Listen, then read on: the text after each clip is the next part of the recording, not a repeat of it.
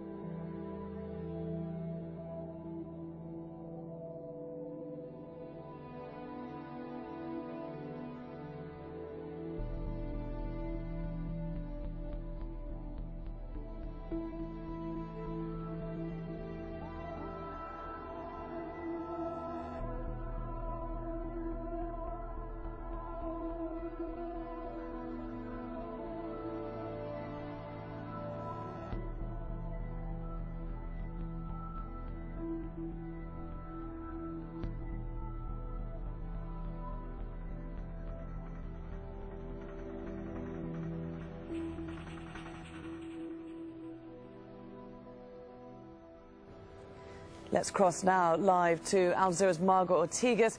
She's standing by for us in Manila. Margot, as the true scale of this disaster continues to emerge, just give us an idea of these worst affected places. Indeed, Haiyan crossed over 44 provinces, and as you mentioned earlier, 10 million people affected by this in a way that really the government couldn't have prepared for or anticipated, although they did try. But they themselves have admitted that they're a little overwhelmed now, and even if the aid has been pouring in, it's still been very difficult to get that aid to some of the most affected areas, as roads are impenetrable still in many of those parts. Power is still down and transportation is a problem. We have our colleague Wayne Hay in Tacloban City, one of the worst affected zones.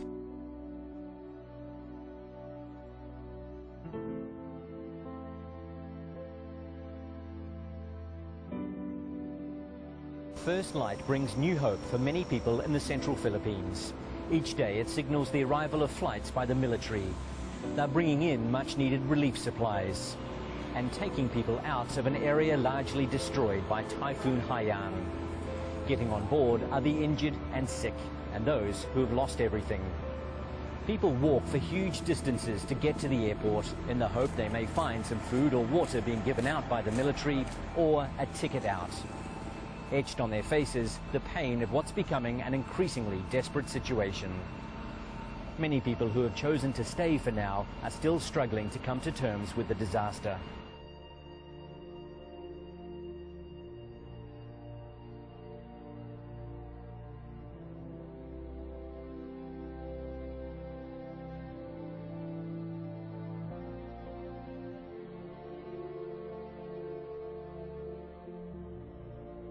We really want to get out of the house because the water is really coming in. I have 3 kids.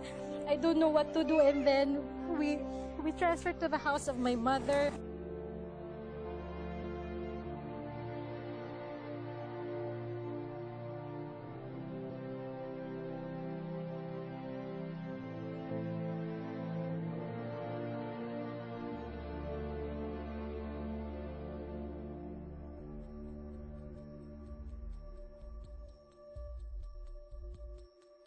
As the people walk, they pass many bodies on the side of the road.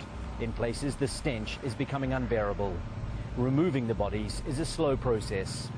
Those that have been collected are taken to a makeshift morgue where local officials attempt to identify them, after which they're being taken to mass graves. It is very early days, but from what we've seen, there is very little recovery effort going on.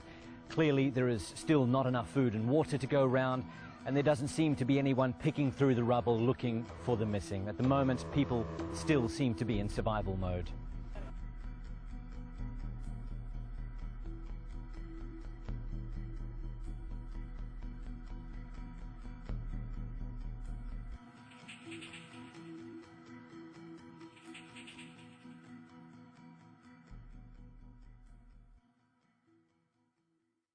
Many challenges lie ahead for this city and its people. While there is security in some places and a nighttime curfew in place, looting is still a problem. Here, the remains of a supermarket were being picked through and taken away. Small teams of medics are doing the best they can to treat basic wounds suffered during the storm. But with so many bodies lying around and no sanitation, other health problems may soon arise.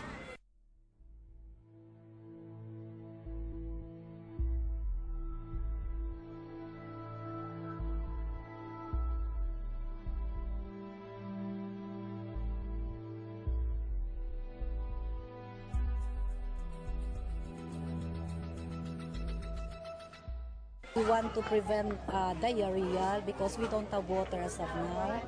And then also from those who have fever and, of course, maybe leptospirosis. There is very little people can do about those concerns right now. For the most part, they're fending for themselves in a city that's been torn apart. Wayne Hay, Al Jazeera, Tacloban.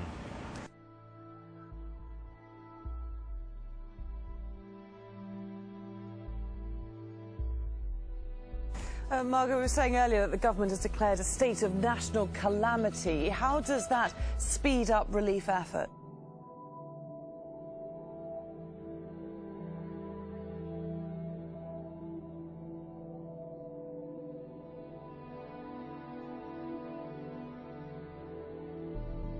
Basically, what this means is that they have emergency powers. Emergency funds are now going to be able to be released and used.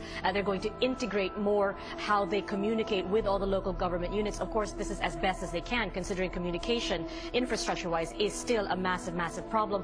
But it also gives the government the power now to control the prices. They're going to keep the prices quite low. Obviously, we have been hearing reports of looting over the last few days by survivors who are desperate to get food, water, really anything they can get their hands on. But it's gone a little out of control. There are now widespread reports of many of these people banding together apparently they have weapons as well, and they're setting up armed barricades to stop any kind of aid or people who are coming in, anybody who they can steal from.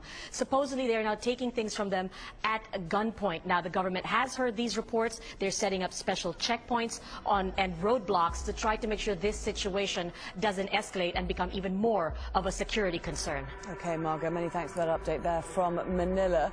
Well, there's been a huge mobilization of international relief efforts. Nate Raby, as regional spokesman for the International Federation of the Red Cross, joins us now from Kuala Lumpur. Thanks very much for being with us. What is the Red Cross doing?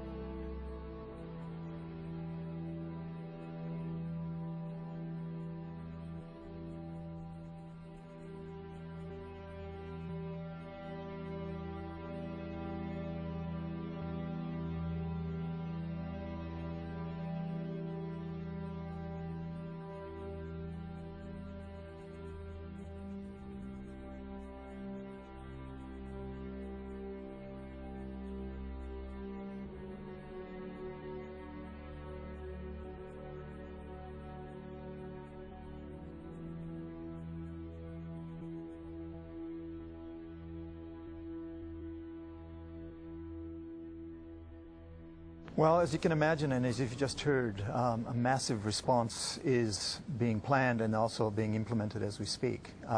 From here in Kuala Lumpur, the International Federation is mobilizing relief supplies. That's basically non-food items, water bladders so that water can be supplied, water tanks will be sent from here to Manila in the next few days. From Dubai, we're coordinating other supplies, hygiene kits, which are very important, very basic things like soap and toothpaste and diapers, etc., for families. And basically coordinating our response. Basically, we are supporting the Philippines Red Cross and its activities. So we have on standby, we have experts in health, in logistics, in all manner of relief operations, and when those are needed, we send them in. And as we speak, as I said, many of those people are on their way. As we just heard, it's very difficult, isn't it, getting these supplies to the people who need them. It's okay getting them to Manila and in the country, even to Tacloban, but then out from there, the infrastructure is so devastated. So how do you plan to overcome that? Well, the Philippines Red Cross, being a national organization, has had supplies pre-positioned in many of these locations. Certainly some of those supplies have been accessed immediately, so the Philippines Red Cross has been able, through its volunteer network in Tacloban and other areas, to provide immediate response, such as food and some food items and shelter, some very rudimentary shelters to people in those areas. But yes, you're right, it's a very difficult situation. There is some good news in that we have heard in the last 24 hours that the Tacloban airport is now functioning for humanitarian aid flights, so I think that will be a huge improvement in the situation in the coming days. But yes, these are just very difficult situations that we have to deal with, but we will use our local presence and international expertise to get aid to those people.